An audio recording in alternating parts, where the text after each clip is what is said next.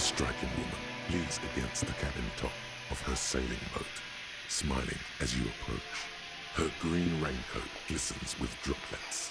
A silk scarf is tied around her throat. Good afternoon, officers. I'm Joyce. Joyce L. Messier. I represent the board of Wild Pines, the owners of the harbour. You gentlemen must be from the RCM. Clayton, my maiden name. I meant you, the Revachol Citizens Militia, the police. Nothing, honestly. I've said it to every drunk in town, and you're the first one who's responded. Relax. She meant it in jest. I'm glad to see you here. Like steel. I was dispatched to handle a strike, not a lynching. Anything I can do to assist the RCM in this matter, I will, gladly. That is good to hear, madame. It happens quicker than... How interesting. I wish you a swift recovery. In the meanwhile, you have my full cooperation, and the full cooperation of the Wild Pines group. Why, yes I am. Of course there are. We're on an archipelago. How else are you supposed to get around? I mean, we are on Le Caillou, are we not? Technically, the neighbouring Ozone and Fas a la Mer island groups. I haven't seen anyone else drive a souped-up Capri Kenema motor carriage either. Actually, that motor carriage has been specially issued to serve as a patrol and pursuit vehicle. It's for crossing. Neither is this. A toy, I mean. It's a machine for crossing long distances in the Bay of Revachol, between the city and the islands. You need to make this lady admit she's only... Before you do, it will be pertinent to... The boat? No. It is called Cor de Leyte 19, because that's the type of sloop it is. It's a pleasure craft, a 19-pacer. It also happens to be rated for Category 1 racing, though these days I mainly use it for business. My sloop? I like it a lot. It's the eel's hips, baby. I'm enjoying this part of the interview. It has so little to do with the murder we're investigating. Oh my, the E word. You mean to say that it's a symbol of conspicuous consumption? That I'm a member of the ruling class? Think nothing of it, officer. What's a little class conflict between friends? Officer, I assure you I'm a highly qualified pleasure craft operator. The crowns of her nonchalance might be related to something called the Wayfarer Act. Good. What we do? I'm afraid I don't speak for Wild Pines as a whole. It's a giant undertaking. There was a touch of discomfort there. She wants to merely represent. The Pines' core competency is logistics. Container shipping, freight, that sort of thing. See those airships there, blinking? Those are the shipping side of things. And that is the terminal.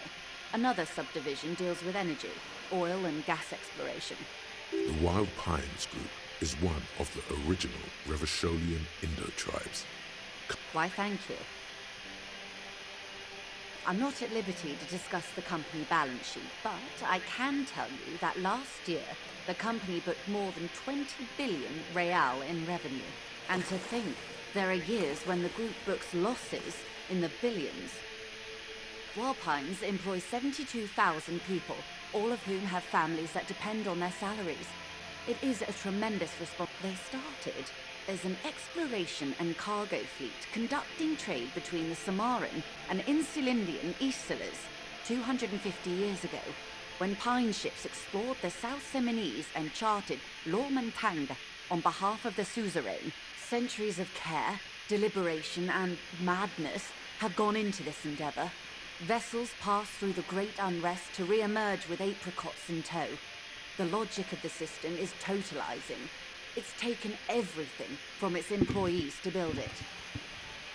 You mean aside from being the terminal's legal owners, who are responsible for moving 8% of the world's cargo? There are no minor cogs in the system. Each terminal must be accounted for, lest the entire system break. Every hiccup in such a system means thousands lose their jobs, the world over. I'm here to assure that doesn't happen.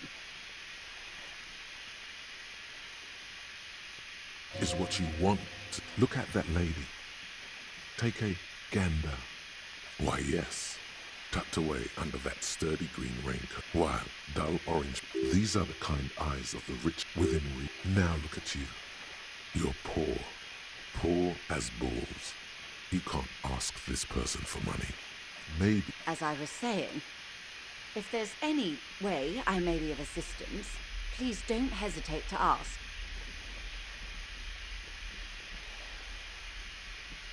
Everything. Right up to, but not including, trade. I believe the official title is Senior Labor Negotiator. In practice, I'm a grocery clerk. I relay the union's demands to Wild Pines and return with Wild Pines' counteroffer. And how are the talks going? They're not. That's the problem. The union stopped all negotiations a week ago, after that awful lynching took place. Wait. She just... Now they won't even let me into the harbor. There's a 2-meter 20 racist behemoth blocking the gates. Oh, so you've met him. Has he beguiled you with his inane theories? My colleague has his peculiar... Of course. Let's say I was not making the kind of progress I'd hoped for when I first arrived. And when... I arrived 3 weeks ago. Yes, in the middle of February. The bay was... But the strike began in... I wasn't the original negotiator here. I took over after Mr. Gaumont hit a wall with Mr. Clare, the union boss. Mr. Clare refused to speak with Gaumont despite concessions he'd granted the union in prior negotiations. This isn't the first time. Heavens no. There have been 2 prior strikes. Both times the union won significant concessions, including overtime pay and a medical plan.